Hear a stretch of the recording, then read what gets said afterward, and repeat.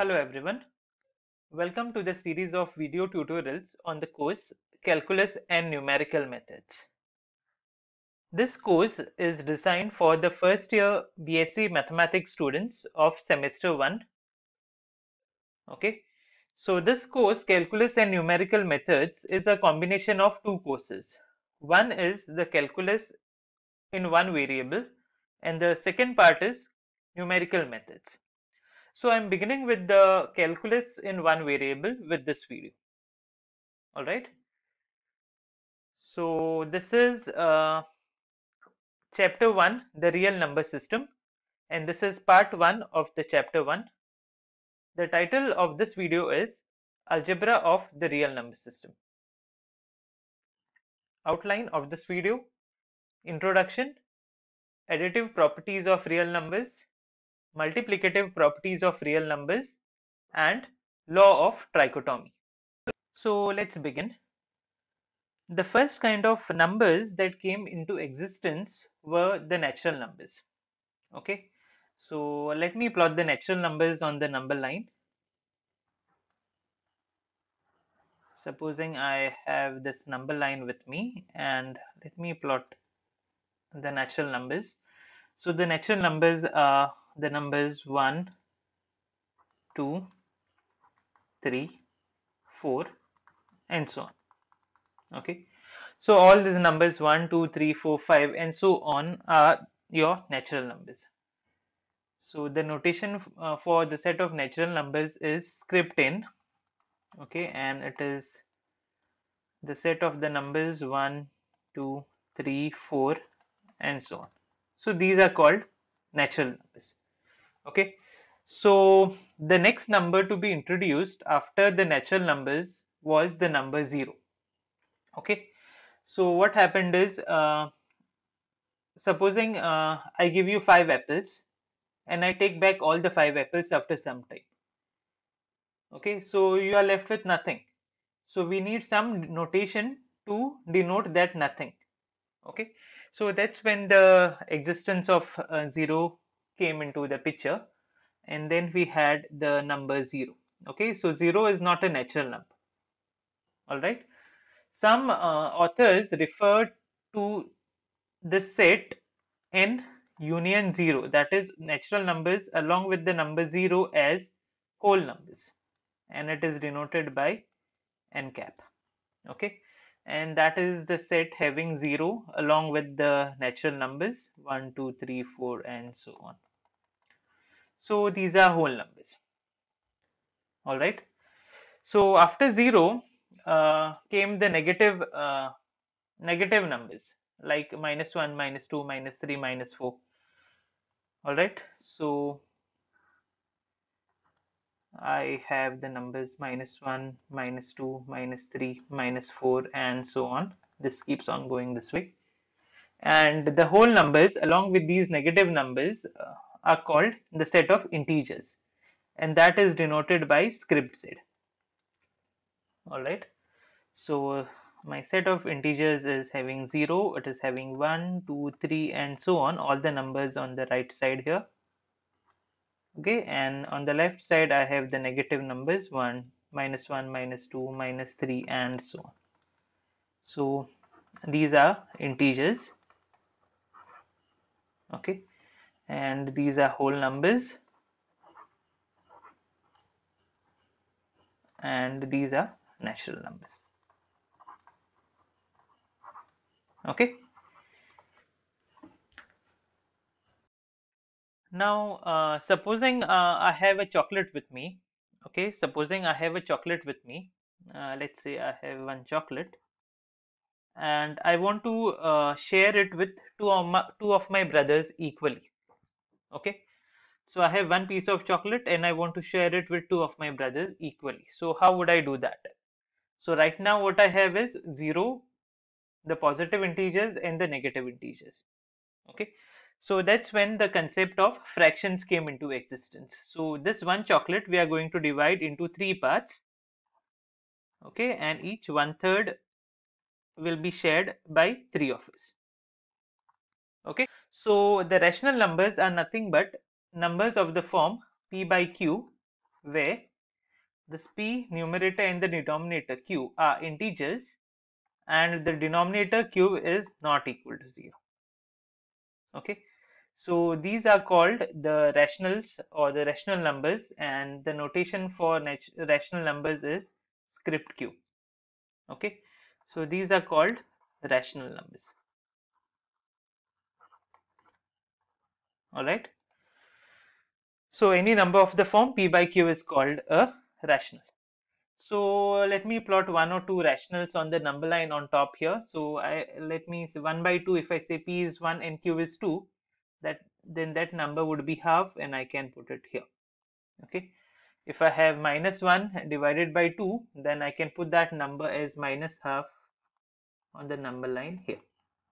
All right. So in this way I can plot rationals as well on the number line. So far what we know is we know naturals, whole numbers, integers, and rationals. Okay. Now the question is there anything more than rationals? Okay. So one day what happened is some people were finding using the Pythagorean theorem for a triangle of height 1 and base 1. Okay. Now what will be the hypotenuse here? Okay. So there is no integer here, hypotenuse, whose square will be equal to sum of squares of these two numbers, that's 2. So I don't have any number with me, any rational number right now with me whose square will give you 2. Okay, so that's when uh, the people came to know that there is something more than rationals as well. Okay, and then that's when the concept of irrational numbers came into existence. Okay, irrational numbers. So any number which cannot be expressed as p by q, where p and q are integers and q is not equal to 0, was classified as a irrational number. Okay, so any rational number which is not a rational number was called as irrational number, and the rationals and these irrationals were denoted by q cap or q cap, and the rationals along with the irrationals are called as the real numbers. So rationals along with irrationals together give you irrational numbers. I mean the real numbers. Okay, I hope that's clear. Now example of rational numbers would be you can look at root 2, root 3, all these are irrational numbers, root 3 by 2, because I cannot express these numbers in the form p by q, where p and q are integers and q is not equal to 0. Okay, soon we will be proving that root 2 is irrational. Okay, so right now we know what are real numbers. All right, now in your lower classes you all must have seen how to add two natural numbers. Okay, how to multiply two natural numbers, you all must have seen that, even for integers and even for rationals. The same two properties of addition of two numbers and multiplication of two numbers will be carried over to real numbers as well. Okay, so we have some properties or axioms of additions of real numbers. Okay, by axioms what I mean is uh, let's say I'm making tea at home. So to make tea I need some ingredients first, then only I can use those ingredients and I can make my tea, right? So these axioms are like my ingredients. Okay, and whatever is coming ahead will be built up based on these axioms. Okay, so there is no axioms are never proved, they are just assumed. Okay, so they are like a ingredients which we will be using to build up things which are going to come. All right, so there are four properties of addition of real numbers. So if x, y, z are three real numbers, then the first property says addition of real numbers is commutative. That means x plus y is same as y plus x. Okay, this is called commutative property. Okay, so this is called commutative property. The second property is associativity. This says I add two real numbers x and y first. I take their sum. Okay, and that sum I added to the real number z. Okay, that will be same as adding the real numbers y and z first and then adding their sum to the real number x. All right, so this expression is same as this expression, and this is called associative property. Okay, next one is existence of additive identity. This says there exists a unique real number which we call 0 such that when added to any other real number it will give you the same real number. Okay, so if you observe here, this is, I'm saying there exists a unique element, so the existential quantifier is coming into the picture, which we have discussed in statements and logic chapter. Okay, so this says there exists a real number 0 such that you add any real number x to 0. Okay, that will give you x back. There's an error here, so this is x. Okay, so 0 when added to any real number will give you the same real number back. This is called existence of additive identity, and 0 is called the additive identity. Okay, the fourth one says, for each real number x, no matter what real number x you take, there is one more real number y such that x plus y will give you the additive identity, that's 0. Okay, so if you pick up any real number x, then corresponding to this x, okay, corresponding to this x, I can find a unique element y. This y will be namely minus x such that x plus y will give you the additive identity 0. Now here if you see, both the quantifiers are appearing. When I say for each real number, you can write this using quantifiers as for all x in R, there exists unique y in R such that x plus y equal to 0. Okay, so that's how it will look using quantifiers. I hope that's clear. And the element y that I'm getting here is called the additive inverse of x. Okay, the element y is called additive inverse of x. All right, so that's the fourth property of addition of real numbers. Next, we have the properties or the axiom of multiplication of real numbers. Okay, let's look at this quickly. This says for real numbers x, y, and z, the following are true. Okay, x into y, the product x into y is same as y into x. That means multiplication of real numbers is commutative. Second one, multiplication of real numbers is associative. That means x into y into z is same as x into y into z. Okay, so that's the associativity property of multiplication of real numbers. The third one is existence of multiplicative identity. Okay, like existence of additive identity, we have existence of multiplicative identity as well, and that says there exists a unique element 1 in R such that any real number into 1 will give you back that real number, and 1 into that real number will also be again the same real number. Okay, so this one is called multiplicative identity. All right, and the last property that we have of multiplication is existence of multiplicative inverse for non-zero real numbers. So for non-zero real number x in R, okay, for non-zero real number x, there exists a unique real number y such that when you multiply x and y, you will get 1. That is the multiplicative identity. Okay, so again you can write these two statements, and the third property and the fourth property, using quantifiers.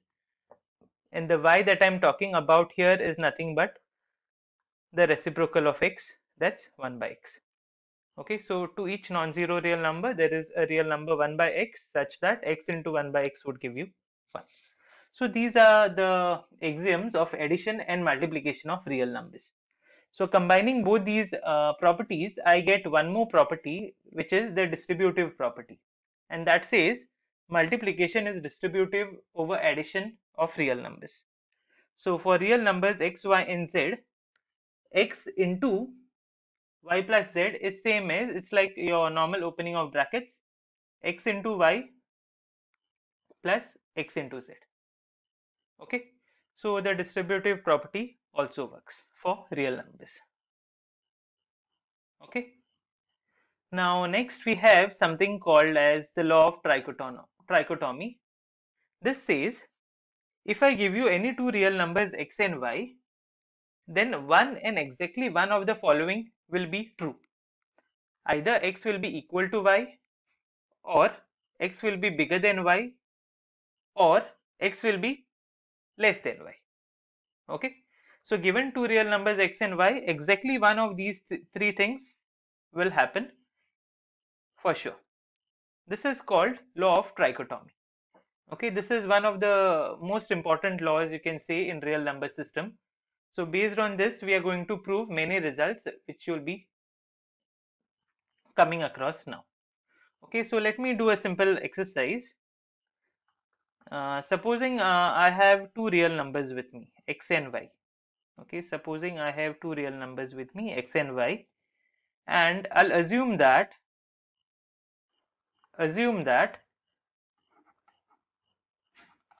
x is less than or equal to y and y is less than or equal to x. Okay, then I can prove that x is equal to y. Okay, so if I have two real numbers x and y such that x is less than or equal to y and y is less than or equal to x, then I can conclude that the real number x is same as the real number y. Okay, so let's use the law of trichotomy to deduce this property. Okay, so let's see what is given first. We are given that x is less than or equal to y and y is less than or equal to x. So we are given that first, we are given that x is less than or equal to y. Okay, so this means either x is strictly less than y or x is equal to y. Okay, this means the third possibility is not true. That means y cannot be less than x. So this implies y is strictly less than x. This possibility is not there. So this is not possible. That means y cannot be less than x, right? Now from the second assumption, I have y is less than or equal to x. This says y is either less than x or y is equal to x. Okay. Now if this is true, then the third condition will not be possible. That means y cannot be greater than x. So this is not possible. So I have two real numbers x and y with me such that it is not possible that x is bigger than y, and it is not possible that x is less than y also. So by law of trichotomy,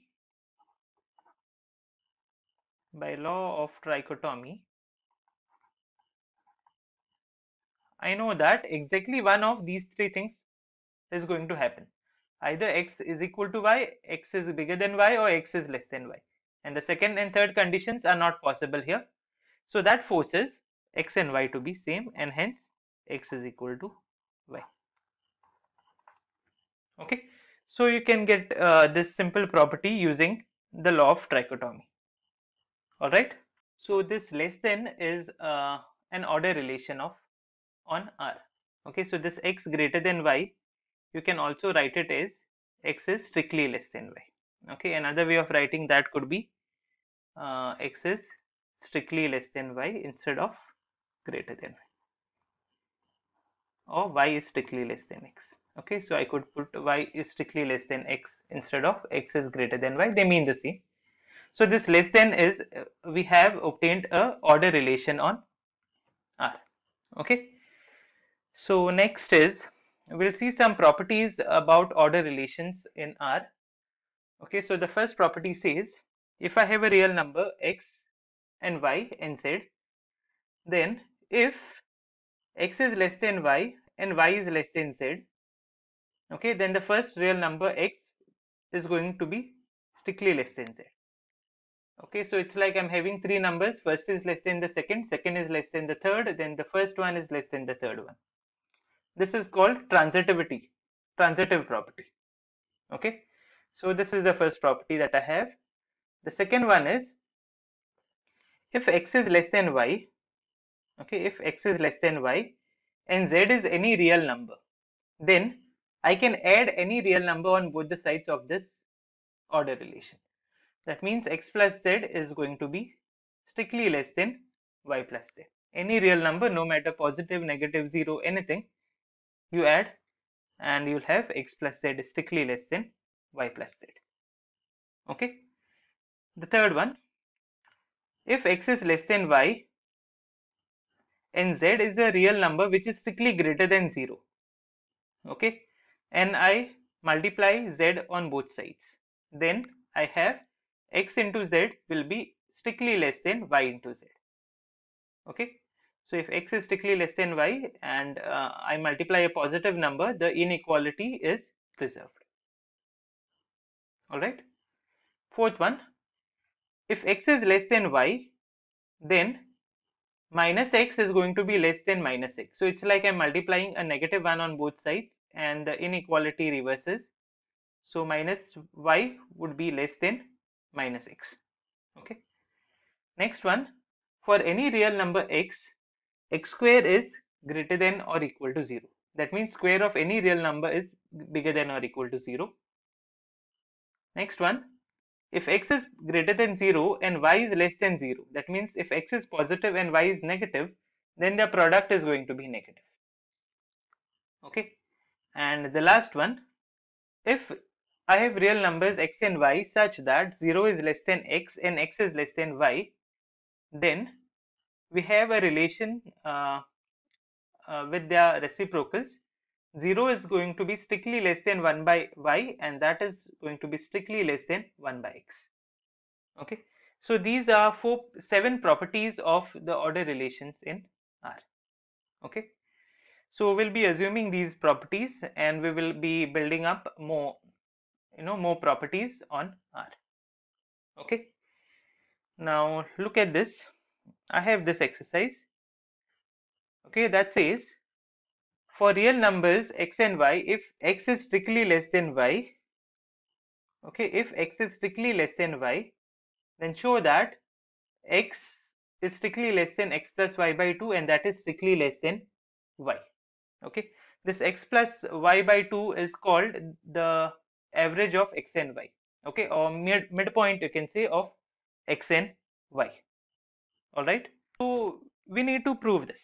Okay, so what I'll assume is I'll assume that x is strictly less than y and we will show that x is less than x plus y by 2, that is less than y. Okay, now it is given to me that x is strictly less than y. Okay, now what I'll do is, okay, I already have the real number x with me, and one of the properties in the last list on the previous slide told me I can add any real number I like on both the sides. So I'll add x on both the sides. That will give me x plus x is strictly less than x plus y. So this is 2x and I'll divide by 2. So that's 2x less than x plus y. And now I can multiply by half, which is positive, and I will have this. So we have already obtained one part, the first part of the inequality, that is this one. Okay. Now similarly, if you pick up that relation x less than y and if you add y on both sides, you'll end up with this in a similar fashion. So x plus y would be strictly less than 2y and I can multiply half on both sides. I'll end up with x plus y by 2 is strictly less than y. So if I club both these results, 1 and 2, okay, if I club both these results 1 and 2, what I have finally is x is strictly less than x plus y by 2 and that is strictly less than y. Okay, so using the properties listed in the last slide, I can prove many other important properties of real numbers. So these are some exercises for y'all. Okay, so what you do is if 0 is less than x and that is less than y, you try to prove that 0 will be less than x square and x square will be strictly less than y square. Alright, so you can try to prove the first one. The second one says 0, if 0 is less than x and that is less than y, then show that root of xy is less than x plus y by 2. And the third one says if x is less than or equal to y plus z for every real number z, then x is less than or equal to y. Okay, then x is less than or equal to. For every positive real number z, then x is less than or equal to y. Okay, so using the properties which I've listed just now, I expect you all to prove this. Okay, these are my references. Thank you.